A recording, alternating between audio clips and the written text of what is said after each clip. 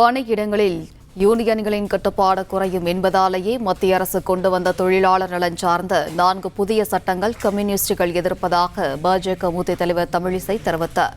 கூடுதல் விவரங்களை வழங்குகிறார் செய்தியாளர் ராஜகுமரன். வணக்கம். விவரம். பாஜக முன்னாள் மாநில தலைவர் தமிழிசை வெளியிட்டிருக்கக்கூடிய இந்த அறிக்கையிலே தொழிலாளர்கள் தொடர்பாக மத்திய அரசு 4 சட்டங்களை கொண்டு வந்திருக்கக்கூடிய சூழ்நிலையில் அதற்கு கம்யூனிஸ்டுகள் எதிர்ப்பு தெரிவித்திருக்கின்றார்கள். இதன் காரணமாக தொழிலாளர்களை எளிதாக பணி நீக்கம் செய்துவிட முடியும் என்பது உள்ளிட்ட குற்றச்சாட்டுகளை கம்யூனிஸ்டுகள் முன்வைத்திருக்கக்கூடிய சூழ்நிலையினால் தொழிலாளர்களை ஏமாற்றி பிழைக்கக்கூடிய கட்சி கம்யூனிஸ்ட் கட்சி என்று தமிழிசை குற்றம் சாட்டியிருக்கின்றார்.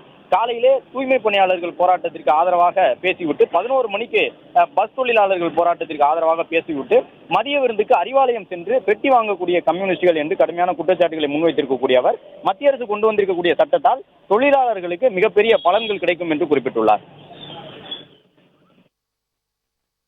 விவரங்களுக்கு நன்றி ராஜகுமரன். பிளே ஸ்டோர் மற்றும் ஆப் ஸ்டோரில் இருந்து பாலிமர் செயலியை QR கோடு மூலம் பதிவிறக்கம் செய்யுங்கள்.